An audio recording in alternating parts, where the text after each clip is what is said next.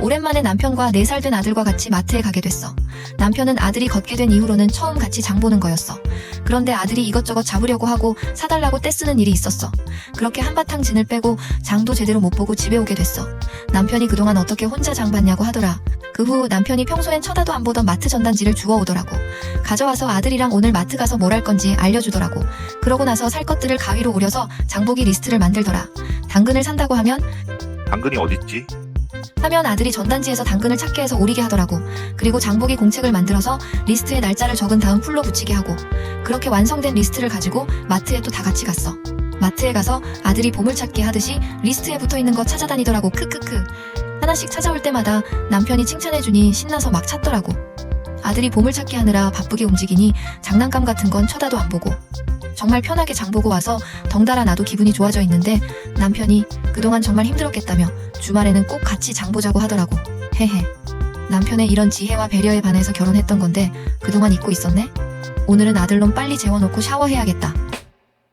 9년 전 메르스의 여파로 하던 가방 제조 사업이 부도가 났어. 차와 집은 압류당하고 진짜 힘들었던 시기였어. 당시 6살 딸과 4살 아들이 있었어. 그런데 아내가 아이들 버리고 친정으로 도망쳤어. 처가 집에 찾아가서 아이들은 같이 키워야 하지 않냐? 내가 어떻게든 다시 일어설 테니 돌아와 달라고 사정했어. 그런데 장모까지 나한테 쌍욕하면서 다시는 찾아오지 말라고 내쫓더라고. 며칠을 찾아갔지만 문전박대 당하기만 하고 어쩔 수 없이 포기했어. 일단 아이들을 데리고 어머니 집에 신세지며 파산 신청을 했어. 그리고 일용직을 전전하다 청소 기술을 배워서 일했어. 그러다 3년 전부터 청소업체를 운영하고 있어. 월 2천만 원 정도 벌어. 애들을 엄마 없이 외롭고 힘들게 키워서 미안한 게 많았어. 그래서 마침내 애들도 하고 싶은 거 마음껏 하게 할 수 있어서 좋았어. 그런데 며칠 전 갑자기 둘째인 아들이 교통사고로 하늘나라에 가게 됐어. 이제 고생 끝났다고 행복하게 해주려고 했는데 그렇게 가버렸어. 아들 장례 치르면서 그래도 엄마니깐 가는 길 인사하라고 애들 엄마에게 연락을 했어. 둘째 날 밤늦게 와서 대성통곡하더니 자초지종만 묻고 별말 없이 가더라고. 다음날 정말 소중한 아들을 보내고 집에서 시리에 빠져 있었어. 저녁 때쯤 애들 엄마에게 전화가 왔어. 그리고는 조심히 묻더라고. 애 앞으로 보험 든 거 있지 않냐고. 자기가 알아보니 보험금 나눠 받을 수 있다고 나눠달라는 거야. 일단 욕을 한 바가지 해주고 전화는 끊었어. 그런데 정말 어이가 없고 기가 차서 손발이 너무 떨리네. 어렸을 때 학원에 좋아하는 여학생이 있었어. 그런데 그 애는 남녀 모두에게 인기가 많은 인싸였어. 그래서 고백할 엄두도 못 내고 있었어. 그렇게 몇 날 며칠을 고민하다가 편지라도 쓰기로 마음먹었어. 나름 문학 동아리라 글은 잘 쓰는 편이었어. 정성을 다해 밤새 편지를 써서 그 여학생 사물함에 끼워뒀어. 그런데 다음날 그 여학생의 친구가 와서 편지 잘 받았다고 고맙다고 하는 거야. 내가 실수로 그 여학생 친구의 사물함에 끼워놓았던 거지. 차마 실수라고 말을 할 수가 없어서 그냥 사귀게 됐어. 그리고 그 여학생이 지금의 내 와이프야. 크크. 얼마 전 와이프가 그 인싸 여학생에게 결혼한다고 청첩장을 받았어.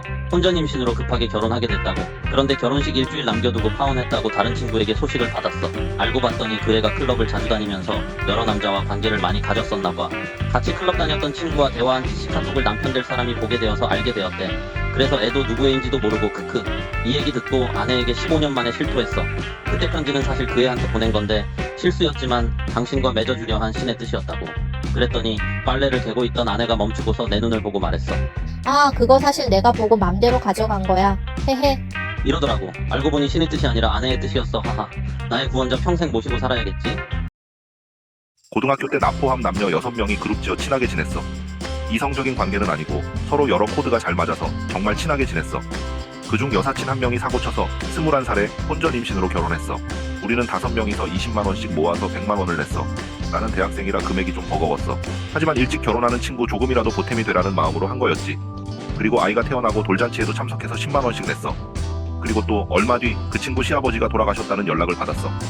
본인이 며느리인데 부를 손님이 없어서 민망하다고 와달라고 하더라고. 그래서 우린 찾아가서 조문하고 10만원씩 냈지. 그 후로 그 친구는 육아 때문에 바빠져서 가끔가다 얼굴 한 번씩 봤어. 그러다 우리도 취업 준비하고 뒤늦게 군대 가고 하다 보니 자연스레 연락이 뜸해졌지. 결혼한 친구는 가끔 톡 프로필이 바뀌면 애기 사진 보고 잘 지내고 있구나 했지. 가정이 있는데 아무리 친구라도 남자인 내가 연락하면 남편이 싫어할 것 같아서 연락은 안 했고, 그러다 내가 30대 초반에 결혼하면서 톡으로 결혼한다고 소식을 전했어. 잘 지냈냐고, 애기는 잘 크고 있냐고 하면서 결혼하니까 오랜만에 다 같이 얼굴 보자고 하면서 청첩장을 보냈어. 그랬더니 연락도 없다가 결혼한다고 연락한 거냐고, 성의 없게 모바일 청첩장은 뭐냐고 하더라고. 당연히 축하받을 줄 알았는데 의외였고 좀 당황스럽고 해서 답장도 못했어. 그 친구는 결혼식에 안 왔고 다른 친구들은 다 와서 축하해줬어. 이렇게라도 다들 봐서 반갑다고 말하면서. 그런데 생각해보니 어린 나이에 나름 큰돈 주기 하고 조의하고 했는데 열받네. 여친이랑 결혼하기로 해서 여친 집에 인사를 가게 되었어. 그런데 장인어른 되실 분이 결혼 다 좋대. 다 좋으신데 이건 지켜야 한대. 본인과 장모님께 내가 연락 안 해도 되고 그냥 용건 있을 때만 전화해도 된다 하셨어. 반드시 둘이 방문할 필요 없고 여친이 주말에 집 오고 싶어 하면 여친만 보내도 된대. 아들 같은 사위 안 바란다고 그냥 억지로 연락할 필요도 없고 요구도 안 하실 거래. 설령 같이 오고 싶어서 방문하더라도 그냥 앉아서 TV 보고 밥 먹고 가래. 그냥 가볍게 오래. 근데 우리 집도 그래야 한대. 울 부모님이 여자친구한테 연락 강요하면 안 되고 용건도 최대한 나통해서 하셨으면 좋겠다고 하시네. 괜히 딸 같은 며느리 바라지 않으시면 좋겠대. 딸은 당신 딸이라고 하시더라고. 서로 생신이나 행사 등엔 원하신다면 참여할 필요가 있겠지만 단순히 내가 가고 싶어서 가는 거면 최대한 데리고 가지 말라시네. 여친이 따라가고 싶다면 상관없지만 억지로 데려가거나 강요하면 절대 안 된다셔. 나도 갔으니까 너도 와라. 이런 거 안 된다고. 혹여 이런 거 주장할 거면 오지 말라고 하셨어. 설령 가더라도 설거지나 요리 같은 거는 절대 안 시켜야 한다고 하셨어. 여친은 집에서도 집안일 잘 안 시켰대. 고생하는 거 싫어서 서로 손님처럼 대해주고 아껴줘야지 각자 집에서 일 시키는 거 이해 안 가신다고. 각자 딸아들 서로 소중하게 대해주길 원하셔. 뭔가 사실 굉장히 합리적인 게 맞다고 생각하는데 한편으론 이상한 기분이 드는 이유는 뭘까? 우리 회사에 일한 지 3년 좀 안 된 대리가 있어. 일을 잘하는 건 모르겠는데 일을 많이 해. 외근 나가서 업체 미팅하고 관세사 세무사 만나서 회사 일 처리하고 중기청 코트라 가는 일도 대리가 다 해. 샘플 관리 검수부터 상하차와 거래처, 상고 관리까지 내가 하는 것만 이 정도야. 대리한테 일하는 거 많아서 과로사 할까봐 걱정된다고 말한 적이 있어. 그런데 외근 나가서 노는 게 반이라고 하더라. 대리가 성격이 불같은 건 아닌데 상사가 선 넘었다 싶으면 바로바로 반응해버려. 내가 하지도 않은 일을 내가 왜 책임집니까? 이러고 좀 빡쳤다 싶으면 까불기 카운터로 그럼 퇴사할까요? 제가 하는 일 다 하실 수 있어요? 이렇게 말하면 상사가 조용해져. 회사가 작아서 다들 서로 연봉 대충은 아는데 대리가 저렇게 많이 일하는데 연봉 3,500쯤 받는 걸로 알고 있어. 그래서 언제든 자신 있게 퇴사한다고 말하는 것 같아. 대리 혼자서 일 많이 가져가서 나머지 사람들은 사무실에서 게임하고 농땡이 치고. 그래서 저 말 나오면 조용히 있어. 상무가 한 번은 못 참아서 그럼 관두라고 인수인계 잘하고 퇴사하라고 말했어. 대리가 바로 짐 싸서 회사 나갔는데 사장이 알고 회유해서 데려왔어. 인수인계고 뭐고 내 알바냐 하고 나가는데 반나절 빈자리가 엄청 크게 느껴지더라. 직원 7명인데 1명 빠졌다고 6명이 진짜 힘들어했어. 다들 어버버 할 정도로 힘들어했어. 솔직히 대리가 없어도 그 일을 못하는 건 아니야. 그런데 그동안 대리 덕에 꿀 빨던 사람들이 안 하던 일 하려니 돌아버리지. 진짜 대리가 이직 마음 먹고 퇴사했으면 깨끗하게 포기하고 울면서 일했을 거야. 대리가 욱해서 그만둔 거라서 일말에 희망이 있다고 다들 생각했거든. 상무욕 존나 하고 바보 새끼가 왜 가만히 있는 사람한테 지랄하냐고. 분위기 다운되고 회사 굴러가는 꼬라지에 상무면 뭐하나. 직원들이 불평불만하니 지가 별 수 있나? 사장까지 나서서 대리 붙잡아 온 상황인데 그 후 상무가 대리한테 업무 일지 프로세스 공유하라고 했어. 그런데 대리는 계속 바빠서 깜빡했다고 여전히 무시하고 있어. 상무가 그거 못 참고 좀 강하게 나오려고 하면 대리는 노트북이랑 짐 챙길 준비를 해. 그러면 상무가 그거 보고 그냥 전향 넘어가. 그런데 이게 언제까지 될까?